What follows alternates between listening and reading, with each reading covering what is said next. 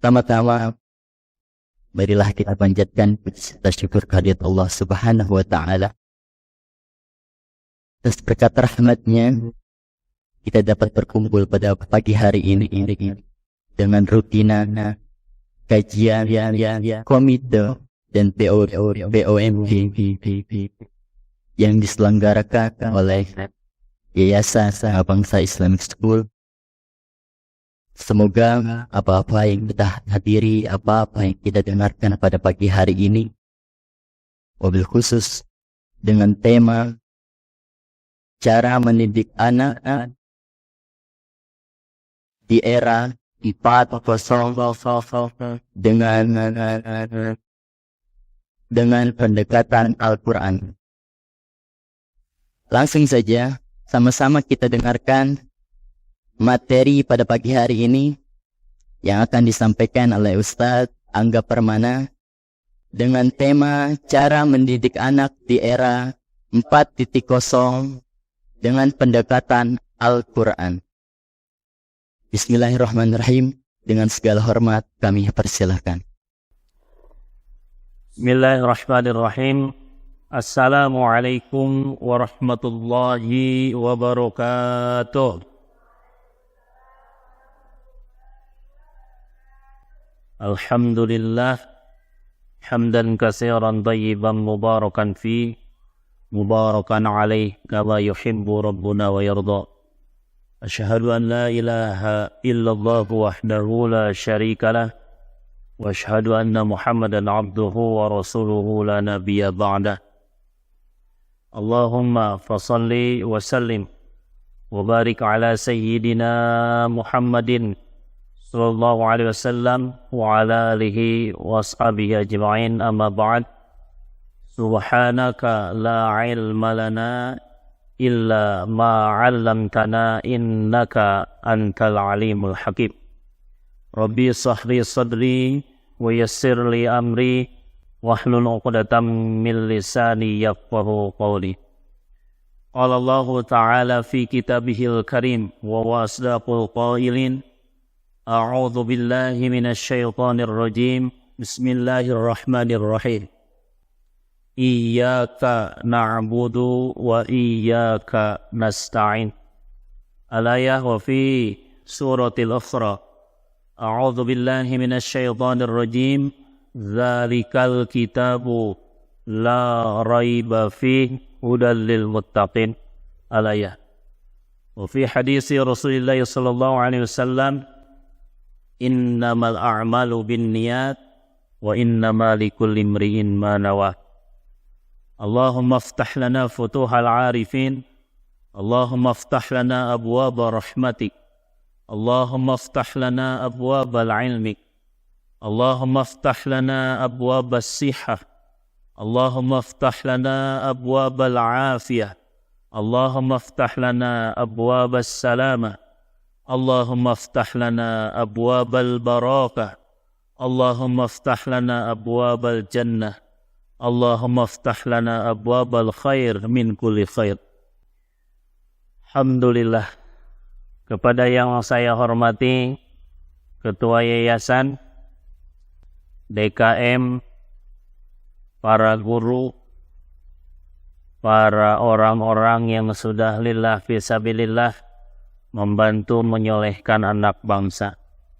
Saya ucapkan salam hormat saya, salam ta'zim saya kepada ibu bapak semua. Mudah-mudahan Allah Ta'ala menjaga niat kita, meluruskan ikhtiar kita, sehingga ini menjadi tabungan pahala yang kelak bisa kita cairkan fid dunya wal akhirah. Amin ya Allah ya Rabbal Alamin. Terima kasih kepada pembawa acara. Tadi ngobrol sedikit, usianya masih muda, Masya Allah. Ya. Ini tandanya tidak miss in link, ya, tidak terputus satu rangkaian perjuangan agama kita. Belum habis yang tua-tua, sudah disiapkan yang muda-muda. Belum habis yang muda-muda, sudah disiapkan cikal bakalnya dengan hadirnya apa ini?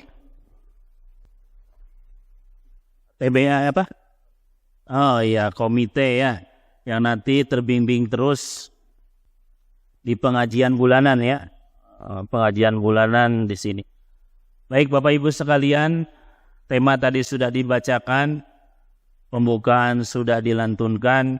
Saya hanya mengingatkan yang pertama, nggak usah tegang, ya. Ibu relax saja. Ibu boleh yang kiri ngelihat ke temannya yang di kanan, boleh? Boleh saling pandangan matanya, boleh? Silakan silaturahmi matanya, kasih senyum Bu terbaik hari ini. Barangkali ibu tadi subuh lupa sedekah ke kenceleng, silakan dilihat yang kiri kanannya. Sudah belum? Iya, alhamdulillah. Gimana, bahagia Bu? Bahagia? Iya, harus bahagia ya. Jangan sampai nggak bahagia. Kalau pengajian tuh jangan tegang Bu ya. Apalagi nyiapin pertanyaan dari sekarang, rugi Bu. Santai aja, santai ya. Bismillah. Baik, saya berangkat dari sebuah ayat. Iyyaka na'budu wa iyyaka nasta'in. Hanya kepada Engkau ya Allah kami menyembah, dan hanya kepada Engkau ya Allah kami memohon pertolongan. Ada satu bonus ketika kita sungguh baca ayat ini, ketika kita sholat, kita boleh jeda sejenak dan memohon sesuatu kepada Allah. Bu, Pak, waktu dulu sebelum punya anak, biasanya kita lebih banyak berdoa untuk orang tua kita dan diri kita. Betul nggak Bu begitu? Ya. Nah ternyata setelah kalimah iyyaka na'budu wa iyyaka nasta'in. Sekarang dulu kita anak, sekarang kita jadi ibu, jadi bapak. Kira-kira doa siapa yang terspesial setelah membaca ayat itu Bu? Pasti yang kita doakan anak-anak. Betul nggak Bu? Ya, pengennya anak-anaknya gimana Bu? Hampir 100% soleh, soleha. Ya. Jarang orang tua yang ngedoain, ya Allah, anak saya sing kaya raya, sing benghar kalau kata orang Sunda. Ya Allah, anak saya sing kaya raya, sing dermawan, sing jadi orang yang paling dicintai dan diridhoi olehmu ya Allah. Begitu Bu kalau doa ya. Soleh, soleha. Punten, soleh si soleh. Tapi buat belanja beras sekarung sebulan aja susah. Ini akibat doa kita, mintanya soleh aja ya. Jadi doa itu harus progresif Bu. Harus berkembang doa itu ya. Dari tahun jebot sampai tahun sekarang doa itu aja. Makanya yang dikasih sama Allah itu aja ya. Jadi boleh kita setiap tahun berdoa, berkembang doanya, tidak begitu saja. Boleh ya, karena Allah Maha Kaya, Allah Maha Dermawan, Allah Maha punya segala sesuatu, dan Allah bebas berkehendak, terserah Allah Subhanahu wa taala. Bagaimana mungkin kita yang punya Allah sehebat itu, kita mintanya kurang hebat? Jadi kalau mau minta ke yang hebat, ya doanya yang terhebat. Kalau mintanya ke yang maha baik, doanya yang terbaik. Ya. Jadi jangan pernah setengah-setengah berdoa tuh ya. Ya Allah, berikanlah kepadaku setengah kekayaan dari bumi ini ya Allah, agar aku bisa berderma seperti Siti Khadijah. Keren nggak Bu? Bu, keren nggak? Keren apa keren banget? Keren banget. Begitu berdoanya. Masya Allah. Bersambung pada sebuah ayat. Zalikal kitabu la raiba fihi hudal lil muttaqin. Ini barangkali yang menjadi referensi terdepan dalam Al-Quran terkait membimbing anak, mengarahkan anak, mendidik anak yang zaman Gen Z ya. Gen Z. Saya baru tahu pas mulai ramai kampanye Pak. Oh, yang anak sekarang itu disebutnya Gen Z. Apa Gen Z ini? Gen Z. Oh, Gen Z diperbaiki mana? Ya, apa katanya itu teh? Gen Z teh apa? Ya, kebetulan kita jadi ibu bapaknya, anaknya pas Gen Z ya. 4.0 gitu. Pendekatannya melalui Al-Quran. Sebetulnya anaknya bukan tidak usah ya, belum perlu pendekatannya dengan Al-Quran. Yang paling perlu dan mendesak pendekatan dengan Al-Quran itu adalah ibu bapaknya, abi umminya. Karena hakikatnya anak itu melihat kelakuan kita, Bu. Sepakat ya Pak ya? Jadi anak itu kecenderungannya melihat perilaku orang tuanya.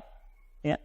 Jadi ibu kalau pusing lihat anak, sebetulnya kalau ibu-ibu ngaca, ibu harusnya lebih pusing lihat diri ibu ya. Bapak lebih pusing lihat diri bapak. Unaon budak teh solehnya. Ini mah bahasa Indonesia ya Bekasi. Kenapa anak teh susah banget soleh? Ngaca Pak, ngaca Bu. Meni susah ke masjid, disuruh ke masjid teh susah anak teh. Ngaca Pak, ngaca Bu. Kita ke masjid enggak? Jangan-jangan saudara kita tidak pernah ada di masjid. Ya. Masalah hilang sendal di masjid lah masalah kecil Bu. Ya, yang jadi masalah besar sendal si bapak nggak pernah parkir di masjid, ini yang paling bahaya ya. Jadi pastikan 5 waktu sholat sendal suami kita ada di pelataran masjid ya, insya Allah. Jadi nggak perlu musingin dulu anak nih, nggak perlu terlalu banyak merencanakan untuk masa depan anak. Mari kita rencanakan dulu masa depan kita nih. Yang paling enak buat merencanakan masa depan kita dan memastikan diri kita selamat atau tidak, kita kaji dulu nih. Yang paling penting orang banyak lupa, kita sering repot mengurus yang kita hadapi hari ini, tapi tidak pernah repot merencanakan apakah kita akan selamat di barzah, apakah kita akan selamat di kebangkitan, apakah kita akan selamat di mahsyar, apakah kita akan selamat di mizan? Apakah kita akan selamat di sirat? Ujungnya, apakah kita akan masuk ke surganya Allah atau ke nerakanya Allah? Ini jangan dipikirkan. Oleh karenanya, setiap saya ngisi materi di majelis taklim, yang pertama saya datangi pasti agendanya, Ibu, Bapak yang baik, mari kita mengenali tujuan hidup kita. Menentukan goals. Ya, apa goals itu? Tujuannya, ya.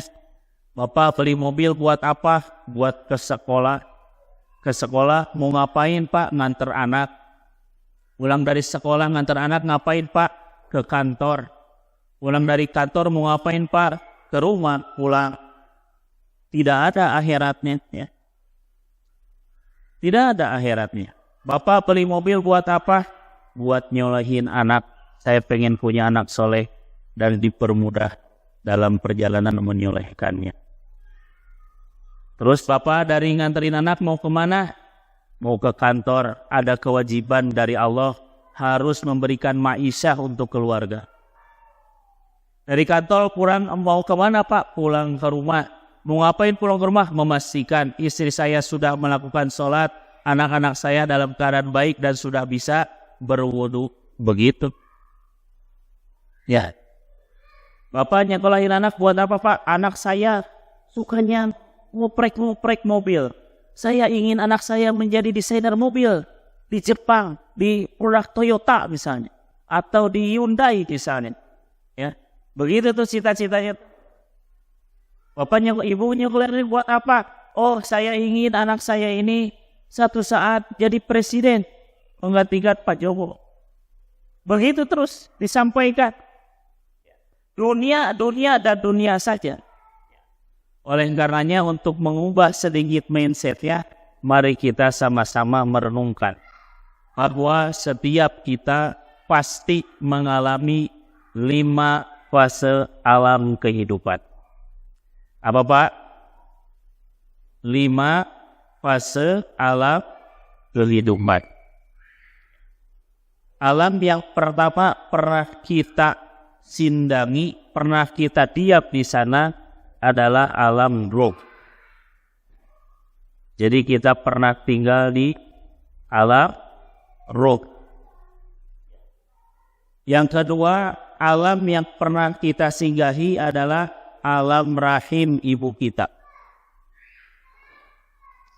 Yang ketiga, alam yang pernah kita singgahi dan masih kita singgahi sekarang ini adalah alam dunia. Kemudian yang keempat, alam yang pasti akan kita singgahi adalah alam kubur atau alam barzakh.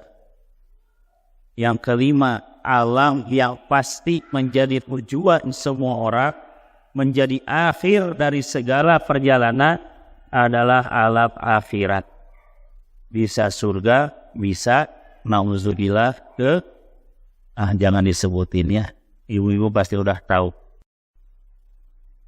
Ini nih, kalau kita nggak pupuk tujuan, nggak jelas tujuan, nggak paham asal kita dari mana, mau kemana, lalai kita. Ya, udah umur 70, 60, 50, 40 masih bingung mau ngapain. Cita-cita dunianya masih menggebu-gebu. Masih tekad kuat, ya Allah. 45 saya mau ganti mobil yang lebih mahal lagi, yang lebih bagus lagi. Tanpa sadar, nambah harta, nambah benda, nambah lama hisab di kubur. Nambah istri, nambah motor, nambah rumah, nambah baju, nambah mobil, nambah tas, nambah kerudungan, nambah mukena. Nggak sadar, makin lama dihisapnya di alam kubur nanti. Benar nggak Bu? Pak, begitu ya. Bismillah. Gimana nih caranya? Ya harus sadar dulu. Asal kita dari mana, mau kemana? Asal kita tadi dari mana Pak Bu? Dari alam ruh. Allah bertanya kepada para roh, alastu birofikum?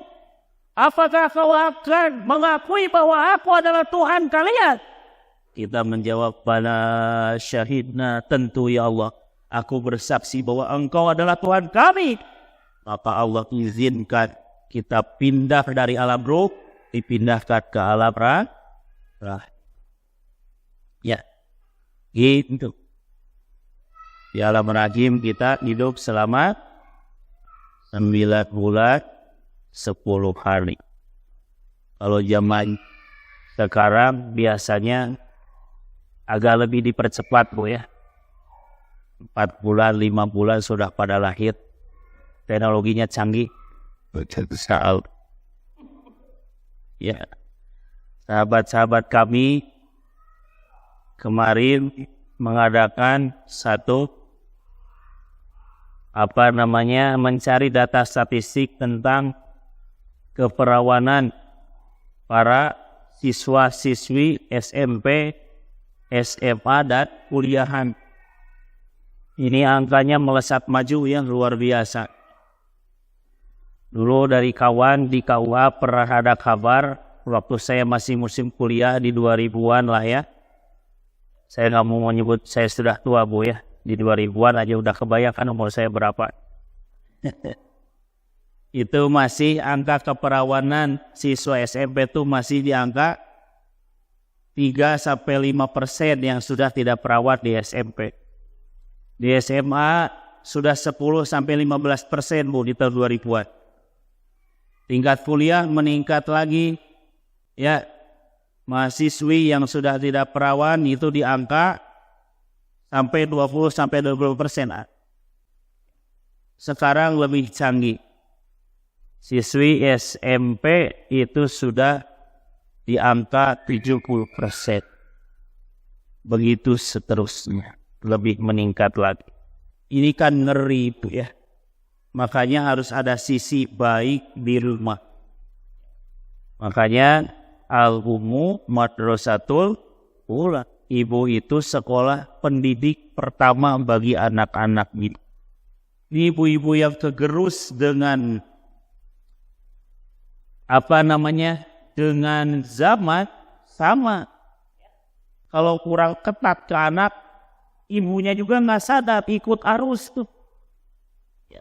Membelikan handphone untuk anaknya, ibunya anteng dengan HP, anaknya juga lebih anteng lagi dengan HP.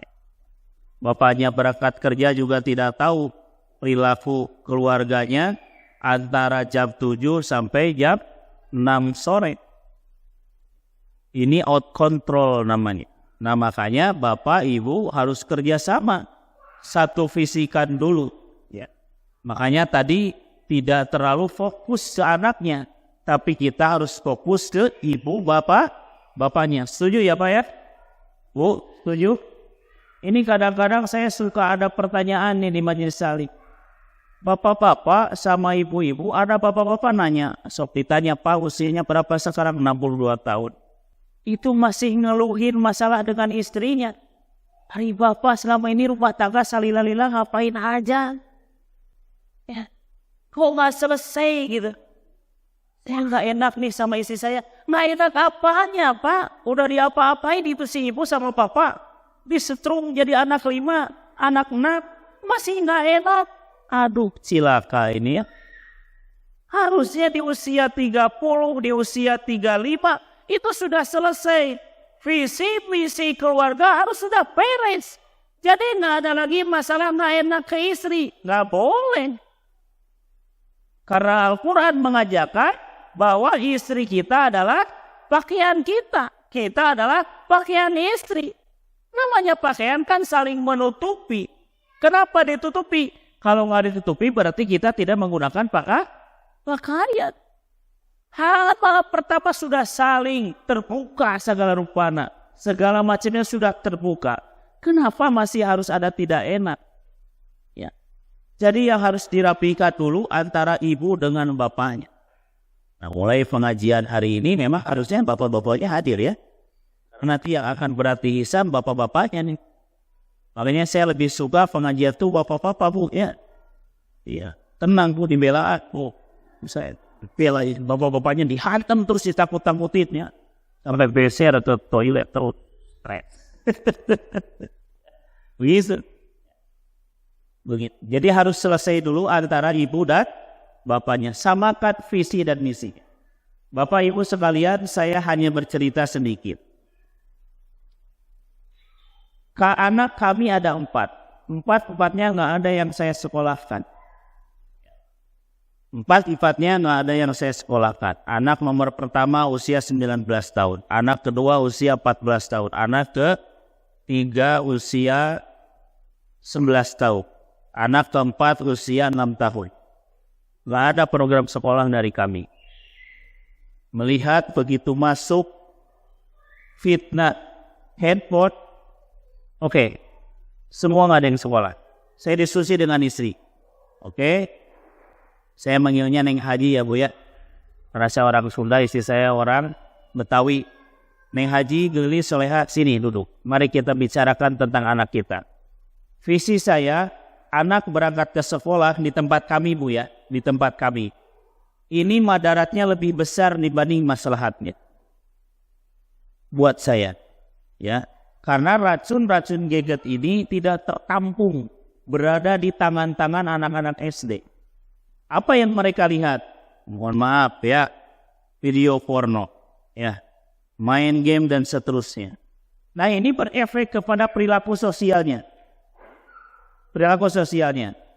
Jadi ini sudah memang titik terakhir kami harus memutuskan bahwa anak-anak kami sekolah jauh lebih banyak madaratnya dibanding maslahatnya. Kita ambil dalilnya. Apa dalilnya?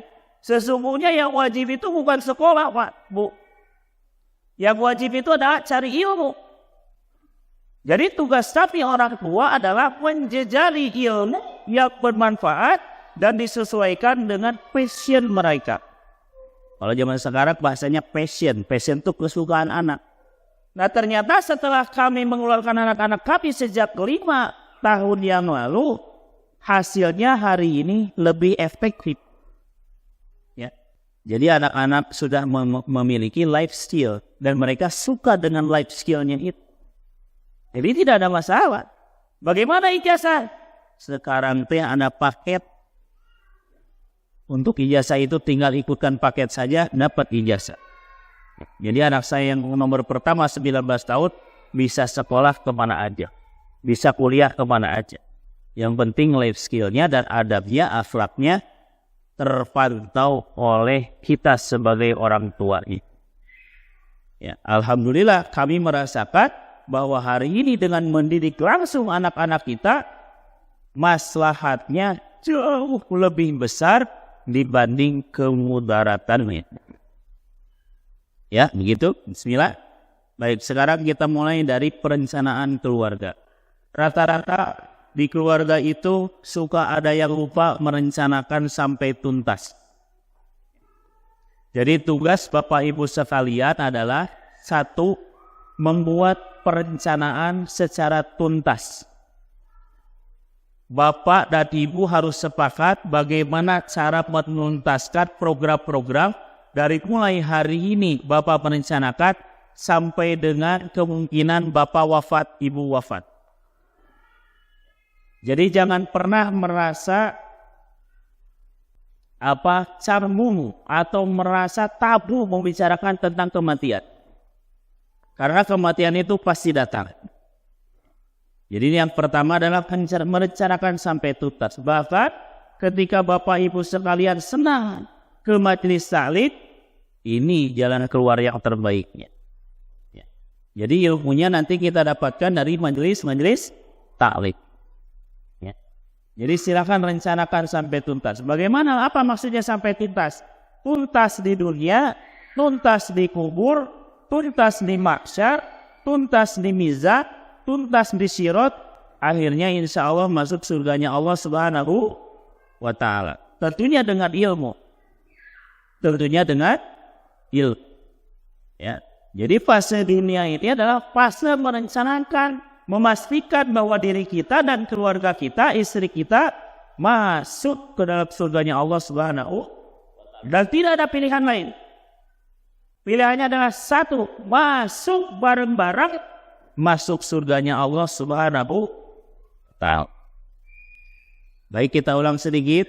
Alam pertama alam ruh, alam kedua alam ketiga alam keempat, 5 akhirat. Ya. Jadi kita sudah jelas sekarang. Jadi Bapak Ibu mau kemana sekarang? Mau ke akhirat, ya. Setuju? Setuju kan nih? Orang beriman harus setuju, ya. Jangan merasa masih muda, terasa bakal hidup panjang umur. Enggak ada jaminan, ya. Kemarin murid kami juga kelas 3 SMP ada yang wafat, ya. Santri kami kemarin anak wafat. Disusul 2 hari berikutnya baru agak sepuh, ya. Orang tua kami di pondok pesantren di Garut sana baru wafat seminggu duluan yang masih muda. Jadi nggak pakai usia, punya nggak pakai abjad kalau meninggal maya. Mau meninggal aja, ya. Jangan pernah tabu bicarakan, merencanakan ketika kita optimis sedang ada dan ketika sudah tiada. Jangan pernah tabu. Bicarakan gitu setiap hari dengan keluarga. Neng, jaga sholat ya, Neng. Siapa tahu mama apanya umur besok puasa mama duluan meninggal. Neng kira-kira kalau mama duluan meninggal, Neng sholat rata anak kita teh. Atau mamanya jangan meninggal atau Neng jadi sedih. Nggak boleh sedih. Dan mama punya Allah, Neng punya Allah. Ya, hakikat mama ketitipan Neng di dunia ini supaya Neng dicintai Allah. Dan Allah tuh sangat cinta terhadap orang yang sholat dan sangat membenci dan kasihan kepada orang yang meninggalkan sholat. Mak, emang kenapa kalau ninggalin sholat? Neng belum tahu, di sekolah belum diajarin. Sini mama ajarin. Ya, Neng, kalau kita ninggalin satu waktu sholat itu, jatahnya sehari di neraka nih. Mama gini gitu. Hari neraka teh apa? Hari Neng yang tadi kaget, kenapa? Ternyata belum tahu neraka udah kaget. So-soan aja, man. Kan gitu, ya. Jadi ada komunikasi yang menyampaikan sesuatu yang tuntas sampai akhirat. Jangan pernah direm. Kadang-kadang kita merencanakan sesuatu itu direm hanya sampai dunia saja. Tidak diajarkan kepada anak-anak itu sesuatu yang tuntas sampai akhiratnya. Tuntaskan. Mengkaning sehari di dunia teh sama dengan 1000 tahun di akhirat. Atulah mama digodoknya. Iya. Udah mateng lagi, tambah mateng, angus lah, repot. Makanya mama bilang, Neng jangan kena tidolit sholat. Itu untuk satu waktu. Aduh gimana, Bapak dulu sering ninggalin sholat kan? Atau Bapak siap-siap, atau di sananya jadi apa? Kambing guling. Tak usah ya, berarti Bapak harus toh. Mari kita rencanakan kehidupan kita di sisa usia kita. Bismillahirrahmanirrahim. Bapak Ibu sekalian, ini akan sangat efektif ketika kita hendak mendidik anak tidak dengan kata-kata tapi lebih dengan apa? Perilaku teh. Tauladan ya. Nah, ini lebih efektif. Bapak Ibu sekalian, Bapak Ibu sekarang harus mulai membagi. Hari ini saya usia 43 tahun. Saya akan bagi dua. Saya yang hari ini 43 tahun mundur ke belakang sampai pada saat saya balik 14 tahun.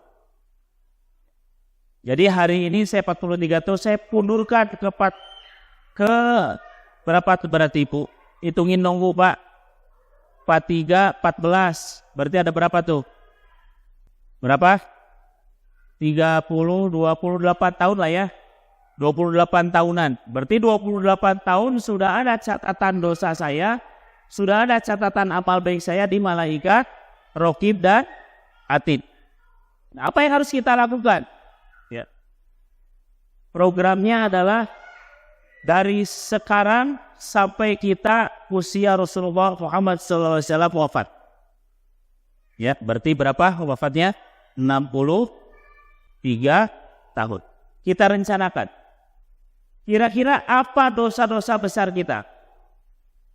Dari mulai kita balik sampai hari ini. Maka ada program hapus dosa-dosa besar. Dengan cara apa? Dengan cara senantiasa melaksanakan sholat taubat sebanyak-banyaknya selama kita mampu. Jadi mulai yang 40 tahun ke atas itu tidak boleh lepas dari sholat taubat. Kapan sholat taubat itu dilaksanakan? Sholat taubat dilaksanakan di luar jam yang memang diharapkan sholat. Ada yang tahu Pak, Bu? Di mana saja kita tidak bolehkan sholat? Ada yang tahu? Dari waktu subuh ke syuruk, ya. Bukan waktu subuh, dari setelah sholat subuh ke syuruk. Jadi setelah sholat subuh ke syuruk. Mana lagi? Pas matahari tepat di atas ubun-ubun, itu diharamkan sholat ya. Mana lagi? Dari asar ke, setelah sholat asar ke maghrib itu diharamkan sholat. Di luar itu silahkan sholat. Kerjakan sholat tobat sebanyak-banyaknya. Ya.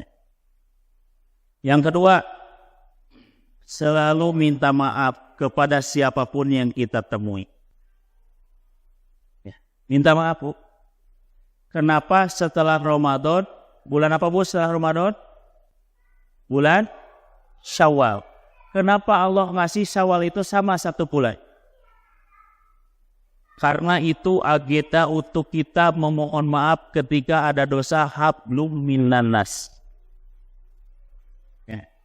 Jadi kalau sudah bulan Syawal nggak ada salah-salahan Bu. Itu waktunya kita meminta maaf kepada siapapun manusia yang pernah kita berbuat salah kepadanya. Gimana dia yang salah ke saya, Pak Ustadz? Tetap datangin aja. Dirinya kita, iman kita sudah baik. Orang yang salah ke kita, kita datangin, kita minta maaf kepada dia. Itu cirinya iman kita sudah ajeg.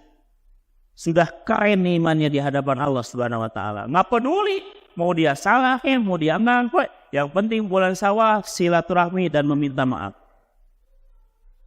Ya. Jadi tadi yang pertama sholat taubat. Programkan setiap hari. Yang terbaik waktunya di mana? Di sepertiga malam. Ya. Jadi sebelum minta ke Allah, tobat dulu Pak. Jangan langsung minta ya.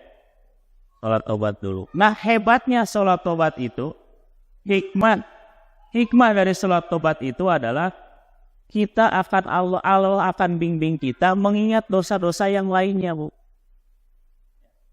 Gimana kita kagetnya ketika sudah rutin, sudah istiqomah sholat tobat, kagetnya ketika kita pernah dulu darmaji Bu? Dahar 5 ngaku hiji. Ke tukang gorengan tuh makan 5 ngakunya 1 ya, karena terbatas ongkos. Jangan ngerasa begitu, tenang Pak.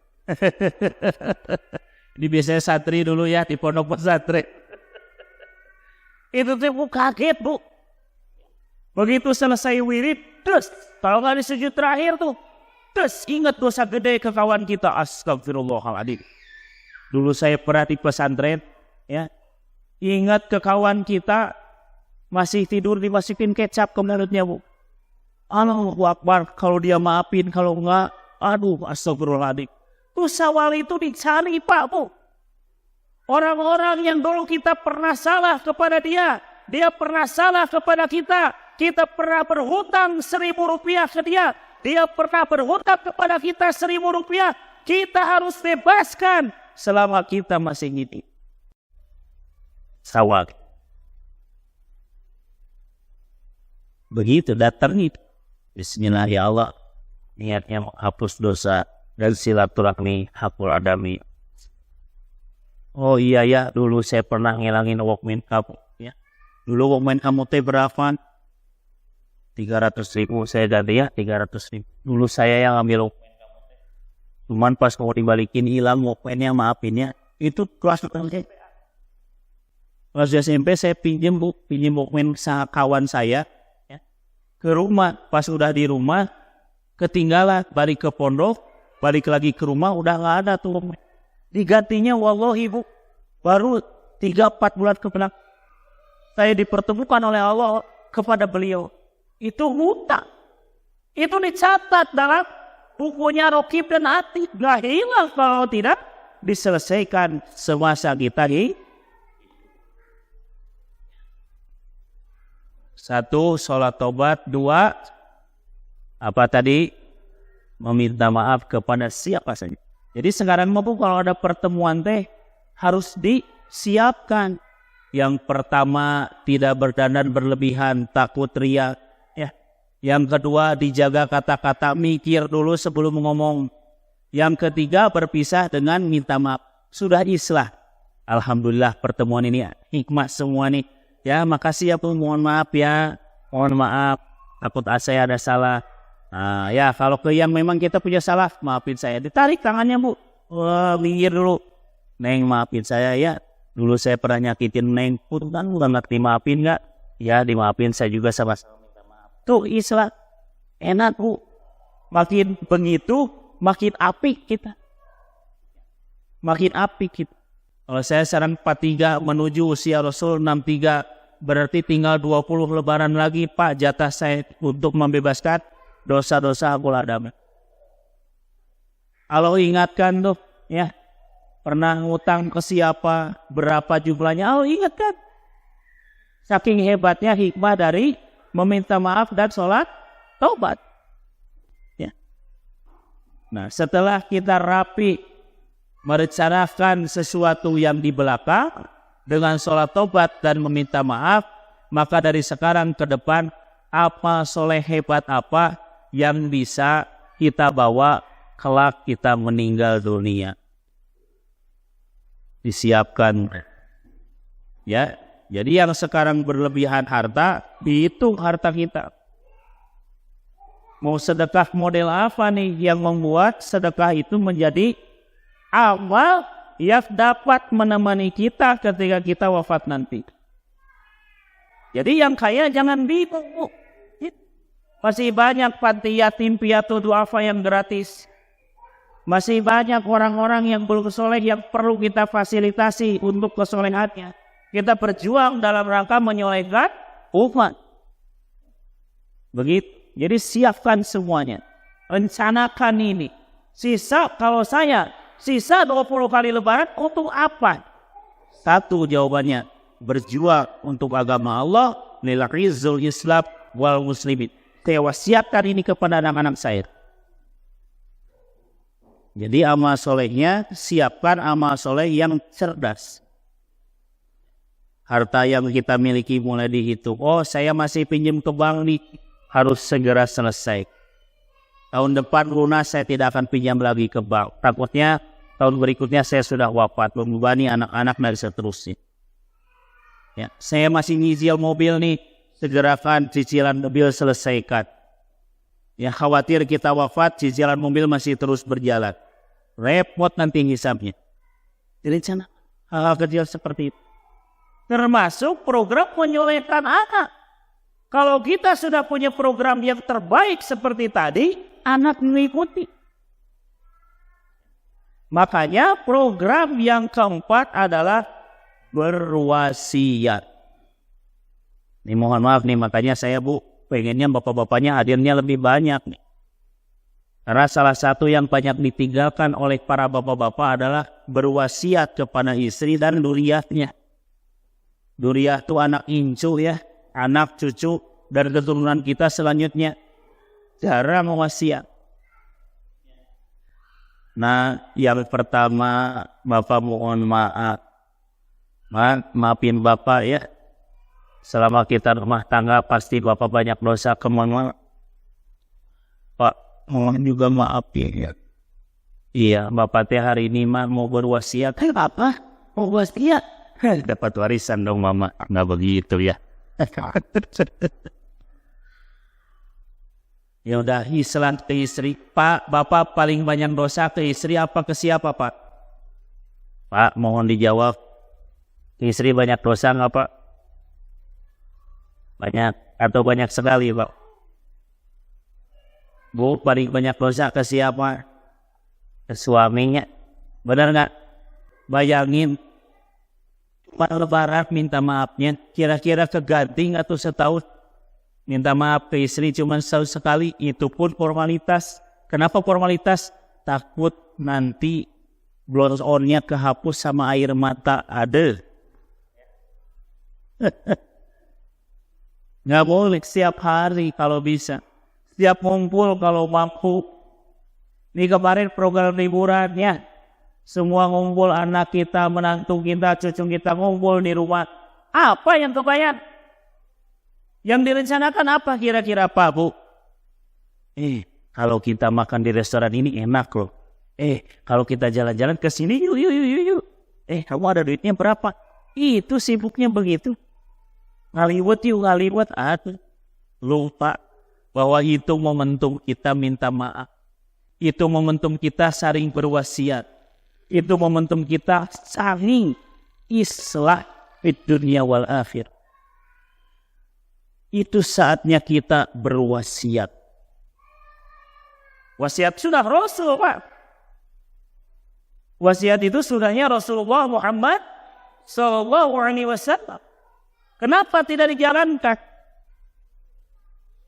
Nih hebatnya wasiat dan hebatnya tidak berwasiat. Bapak Ibu sekalian, saya di Jakarta dengan istri itu lebih kurang 17 tahun ya.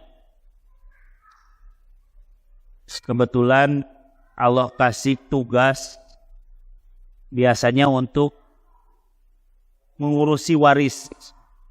Ada tugas sekali-kali memaslahatkan waris di keluarga yang ditinggalkan. Ini celakanya bapak-bapak yang tidak berwasiat. Mohon maaf Pak ya. Kalau harta tidak diwasiatkan, tidak diislahkan ketika si pemiliknya, si yang dititipnya masih hidup, ini rata-rata celaka. Kalau dipresentasikan, itu 90% celaka. Jadi begitu si pemilik harta yang dititipi oleh Allah ini wafat, ini menjadikan kakak beradik menjadi pecah. Ini menjadikan harta menjadi tidak berkah. Ini yang menjadikan halal haramnya harta itu menjadi tidak jelas. Bahkan sampai kemakan sama cucu. Bahkan si harta warisan yang belum jelas itu ditinggali oleh cicit. Bagaimana urusan si pemilik harta ini dikuburnya, Bu? Jadi ini butuhnya merencanakan dari hari ini ke belakang dan hari ini ke depan. Yang sering ditinggalkan yang nomor 4 yaitu berwasiat. Begini cara berwasiat.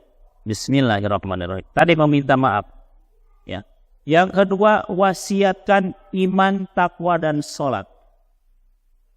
Anak-anakku, jadilah pecinta ilmu sampai kau tutup usia. Itu wasiatkan. Dan dicontohin sama bapak ibunya. Yang kedua, saya titipkan, saya wasiatkan sholat kepada kalian.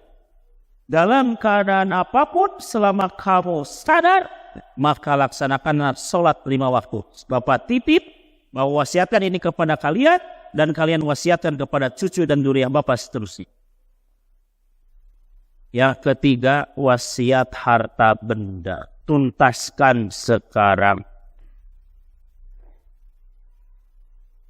Anak-anakku, istriku, bapak punya lahan 2 hektar. 1 hektar bapak sudah berikan untuk agama Allah. Bapak wakafkan untuk kehidupan bapak di alam kubur dan akhirat kelak. Bapak pengen punya rumah di sana. Bapak pengen bagus rumahnya di sana. Maka bapak wakafkan tanah itu untuk dibikinkan masjid. Lalu sisanya kelak ini akan dibagikan waris. Bapak maslahatkan dulu warisnya sejak hari ini. Kalian yang laki-laki, kalian mendapatkan 2 bagian. Yang perempuan, kalian 1 bagian. Harus ikhlas. Karena ini adalah aturan Allah Subhanahu wa Ta'ala. Jangan pernah bertengkar urusan harta benda. Marahlah kalian kalau agama Allah dihina. Marahlah kalian kalau Rasulullah Muhammad SAW dihina. Tapi jangan pernah bertengkar, marah gara-gara urusan dunia. Wasiat. Anak-anakku, bapak punya hutang, cicilan mobil sama hutang ke bank segini besarnya, jumlah cicilannya segini per bulannya, dimaslahatkan. Kelak bapak wafat, jual tanah yang sebelah sana, lunasi ke bank. Jangan disusah-susah. Pokoknya hutang ke bank 100 juta, ya itulah, jual tanah itu 100 juta, bayar ke bank. Supaya bapak wafat gak punya hutang. Ya. Begitu? Jadi selesai. Mama kalau bapak wafat duluan boleh mama menikah lagi, silakan. Karena mama sudah tidak ada lagi tanggung jawab di bapak. Mama menjadi hamba Allah yang utuh lagi. Sampai. Ya. Ini yang jadi kalau tidak wasiat repot. Yang repot Ustaz, Bu, ya. Selain dia mengurusi warisnya yang kurang jelas dari mana kemana arahnya, ya, dia juga harus melerai pertengkaran antara adik dan kakak. Ini sering terjadi. Apalagi di kubu-kubu tertentu ada pendusta. Ini wah lebih repot lagi. Ya mengadang-adang dulu. Nyatu ngomongnya begini ke saya. Bahwa ini buat saya. Wah repot. Yang lebih repot lagi apa? Yang punya istri lebih dari 1. Ini serius, Bu. Saya sampaikan di sini supaya kita siap-siap dulu sebelum mendidik anak. Kita rapih dulu suami istri sebelum kita nempelin ke anak. Nah, anak mah ngikut aja ke kita. Apa yang kita lakukan, anak tiru. Udah selesai. Kita nih yang sudah siap-siap mendekati waktunya. Wasiatkan, selesaikan. Di momentum wasiat, di momentum ngumpul ini, semua harus diselesaikan urusan dunianya. Tidak mampu, undang orang-orang yang paham terhadap urusan-urusan seperti ini. Didampingi. Takut ada yang lewat, didampingi. Begitu. Ya. Kemarin di Subang itu ada sama ya. Sampai jam berapa, Sob? Jam berapa? Jam 11 ya? Di Subang kemarin Pak, ketika disampaikan materi ini, ada sekitar beberapa keluarga yang mengundang saya untuk mendampingi momentum wasiat ini. Ya. Ternyata betul Pak. Ya. Itu kalau tidak didampingi memang repot juga ya. Karena kemampuan para suami, para kepala keluarga ini tidak sama. Jadi siap-siap agendakan wasiat. Jangan merasa kita jauh dari ajal. Jangan pernah merasa kita jauh dari ajal. Apapun yang kita lakukan selama kita hidup, intuisi kita, bayangan kita sudah dikubur. Bayangan kita sudah di mahsyar. Bayangan kita sudah di mizan, sirat dan akhirat. Harus selalu begitu. Nggak ada pilihan yang terbaik kecuali seperti itu. Tuntaskan. Menuntaskan pikiran dan perencanaan bukan akhir kiamat, bukan. Setelah kiamat itu masih ada alat kubur. Ya. Jadi ibu-ibu sekarang tugasnya yang kelima. Kalau bapak-bapak berwasiat, kalau ibu-ibu tugasnya yang kelima nih Bu. Mulai inventarisir calon benda yang dihisap. Bu, ibu punya kerudung berapa di rumah?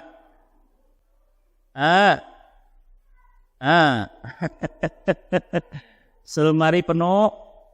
Penuh. Ngaku aja Bu, nggak apa-apa. Punya tas berapa di rumah?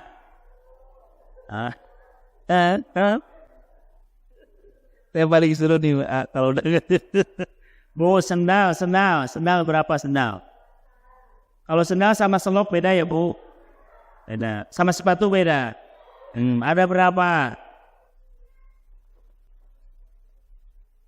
Mulai dihitung. Hasibu ankum qabla an tuhasabu. Hisab diri kita sebelum datangnya hisab Allah Subhanahu. Celaka kalau nggak dihisab sekarang. Ya. Mohon maaf. Di sini yang paling sepuh usia berapa? Ada yang 60 ke atas? Mohon maaf, acungkan tangan. 60 ke atas Bu, ada? Yang 5 di bawah 60 ada? 50 ke 60 ada? 50 ke 60? Ibu nggak ada? Masih muda-muda tuh ya? Pantesan beda wanginya Bu. Masih wangi parfum, nggak bau tanah begitu. Canda Bu, bercanda ya. Yang 40 ke 50, cung. Wah. Ya. 30 ke 40 ada. Wah, ini dia nih para pejuang berikutnya. Ya. Masya Allah. Bu ya, mumpung masih di 30-an. Ya, daya ingat kita ke dosa-dosa kita dari mulai kita balik sampai ke 30-an ini masih gampang diingat. Ya. Sok sholat tobat, sok mulai minta maaf ke orang-orang, apalagi sok mulai berwasiat, ya penting, ya karena Allah ingatkan dalam surah Al-Asr. Yuk kita baca surah Al-Asr bareng-bareng yuk Bu. A'udzu billahi minasyaitonir rajim. Bismillahirrahmanirrahim. Wal 'asr. Innal insana lafi khusr illa alladzina amanu wa 'amilus solihati wa tawassaw bil haqqi wa tawassaw bis sabr. Jadi wasiat itu ada perintahnya ya. Justru orang yang tidak berwasiat adalah orang yang rugi. Wal asri, demi masa, innal insana lafi khusrin, itu jelas. Sesungguhnya manusia itu ada dalam kerugian yang sangat besar. Siapa yang tidak akan rugi? Illal ladzina amanu, satu, orang yang beriman. Wa amilus solihat, dua, orang yang beramal soleh. Pak, amal soleh itu ya baik untuk kita, baik untuk sekeliling kita, baru itu amal soleh. Kalau kita solehnya sesoranganan atau sendiri aja, itu belum termasuk amal soleh.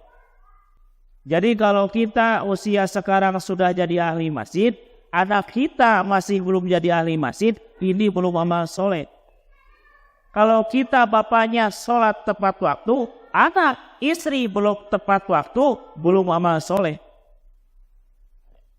Jadi amal soleh baik kita, baik tetangga kita, baik keluarga kita, itu baru amal soleh. Ya.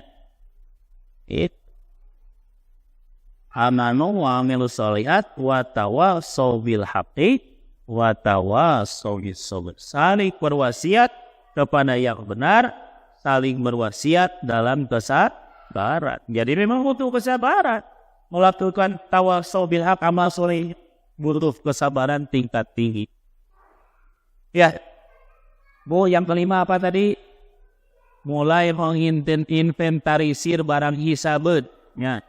Jadi apa nih? Oh, ini kerudungan terlalu banyak. Sesat begini. Ya. Sesat begini. Oh, Masya Allah. Ya, ini ada kawan kami ya. Kawan kami itu lemarinya seperti lemarinya Raffi Ahmad ya. Ibu tahu lemari Raffi Ahmad? Tahu ya, ada suka di YouTube lihat ya. Ini panjangnya Masya Allah itu. Wah, Masya Allah. Sepatu. Apalagi baju. Celana. Pak semuanya. Ya. Itu semua. Kawan kami ada seperti itu. Ketika sampai masalah hisab ini, hari ini dia hanya punya 14 pasang baju. Sepatu yang tadinya ratusan, puluhan ya, puluhan pasang sepatu, hari ini cuma punya 3. Padahal aktivitasnya sama. Jadi hayu kita menghisab diri. Ya, begitu. Siap Bu? Punya emas berapa kilo di rumah Bu? Apa 2 ton? Oh, ibu dapat emas? Banyak emasnya. Kayaknya anting-anting se-Indonesia dimiliki sama ibu. Ya, emas ini mulai direncanakan. Emas ini sudah dizakati atau belum? Ya, sudah nisab dan haul atau belum? Dilihat Bu. Jangan disimpan tapi dilihat. Ini akan memberatkan hisab kita di kubur atau akan menyelamatkan kita menjadi jariah. Pilihannya 2. Sudah dihitung emasnya Bu? Ya. Nah, mau dikemanain Bu? Masih mau disimpan? Simpan saja Bu. Lihat semua barang di rumah. Yuk pulang dari sini kita hitung. Bu, Pak, mohon maaf perhatian nih, barangkali sebentar lagi kita sudah. Begitu ibu berdiri dari sini hendak pulang, semua pakaian yang kita kenakan ini akan dihisab. Kemudian kita keluar menggunakan sendal kita akan dihisab. Kita naik mobil, naik motor, mobil kita bakal dihisab. Kita masuk buka kunci rumah, buka rumah, di depan biasanya ada sofa kita akan dihisab. Kita lihat jam dinding kita akan dihisab. Yang paling repot, lagi-lagi ibu-ibu Pak ya, punya rak ibu di rumah. Rak isinya apa Bu? Gelas pajangan, teko pajangan, apalagi yang pajangan tuh buat apa Bu? Ya, yang dipajang mah bagus, tapi pas nyuguhin tamu pakai cangkir yang somplak di belakang. Itu dihisab Bu. Seri ini udah selesai ruang tamu, ibu berdiri dulu, jangan langsung masuk ke ruang tengah ya. Berdiri dulu di ruang tamu. Oh, ini kursi makanya saya yang mau. Belinya jauh dari Jepara. Aduh, dihisab. Udah kursi beres, bisalah ini kursi nanti dipertanggungjawabkan. Kalau ditanya buat apa kamu beli kursi? Oh ini bisalah jawabannya, ya insya Allah bisalah, bismillah. Lupa nginjak karpet ya. Aduh, sia karpet juga dihisab. Gimana ini karpet juga dihisab apa ya? Jawabannya nanti kalau ditanya beli karpet buat apa? Oh inilah jawabannya, inilah bisa selamat lah dari hisab. Giliran guci Bu, guci, ibu beli guci buat apa? Dipakai air enggak? Dipakai kembang enggak? Guci buat apa? Oh, saya beli buat tempat tinggal jin biar lebih nyaman. Biar nanti gucinya tinggal diusap-usap keluar jinnya Bu ya. Ini masih ruang tamu Bu. Yang dari Mekah dulu naik haji ya, ada poci yang kuning-kuning itu masih dipajang aja begitu. Itu ditanya, Bu, jangan salah. Ditanya nanti ya. Selesaikan insya beruang tamu 1 jam saya kasih waktu ya. Mulai masuk ke ruang tengah ya. Bu, di ruang tengah ada apa? Sofa lagi. Ada apa, Bu, di ruang tengah? Sofa lagi, karpet lagi, bata lagi, TV nambah tuh. TV sama foto-foto pajangan kita, Bu ya. Foto keluarga, foto dengan suami istri waktu menikah, foto setelah anak 1, anak 2, anak 3, anak 4, ada apa aja. Tanya, Bu, hisab. Kalau ini teh nambah iman enggak, nambah ilmu enggak, hisabnya iya. Nah yang ada hisab, yang aman hisab, nambah ilmu, nambah iman, nambah amal soleh akan dihisab. Kita punya mobil 10-10-10-nya, nambah ilmu, nambah iman, nambah amal soleh, akan ringan hisabnya. Bisa kita jawabnya. Ari karpet buat apa? Ruangannya 3, karpetnya 4 kan? Kan lebih 1. Sedangkan karpet di musola tetangga sebelah sudah sobek-sobek dan keriting-keriting. Kita mah diplastikin pulang dari laundry ya. Si karpet pulang dari laundry diplastikin wangi ya. Di mesin sebelah karpetnya keriting, Bu. Baik, bakal dihisap ruang tengah. Dari ruang tengah kemana, Bu? Masuk ke kamar. Lihat bantalnya 6, gulingnya 2. Yang bermasalah sarung bantalnya ada berapa pasang. Ya. Sama apa bed covernya, sama spraynya punya berapa. Kasurnya 1, spraynya 5, 6. Ya, bed covernya 5, 6. Siapin tuh. Siapin jawabannya ya. Udah siap belum jawabannya? Jeng ini dia nih. Mulai buka lemari. Mulai buka lemari. Jeng. Baju berjejer rapi. Ya. Itu nih hisab semua, Bu. Ya. Tahu. Udah capek tuh. Masuk kamar stres. Ya. Pindah ke dapur. Dapur juga sama. Ya. Kompor ada berapa dihisap semua. Masya Allah. Ya, pengen selamat ke toilet. Di toilet juga sama. Ada hisap. Mau kemana? Gak ada yang lolos dari hisap Allah Subhanahu wa ta'ala. Ya. Begitu. Jadi yang kelima mulai inventarisir barang yang akan dihisab di hadapan Allah Subhanahu wa ta'ala.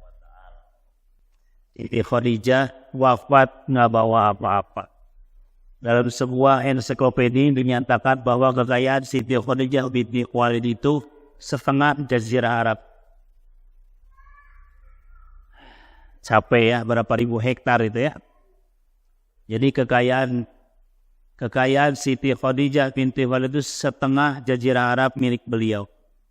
Yang lebih kaya lagi siapa? Nabi Sulaiman. Berapa kekayaan Nabi Sulaiman? Setengah dari bumi ini milik Nabi Sulaiman. Ya. Nabi aja dihisabnya lama, yang selamat Siti Khadijah.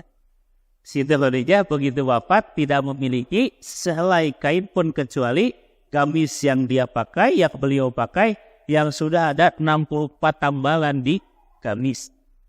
Bahkan wafatnya beliau meminta izin kepada putri beliau untuk memintakan sorban suaminya dijadikan untuk bungkus kain kafannya.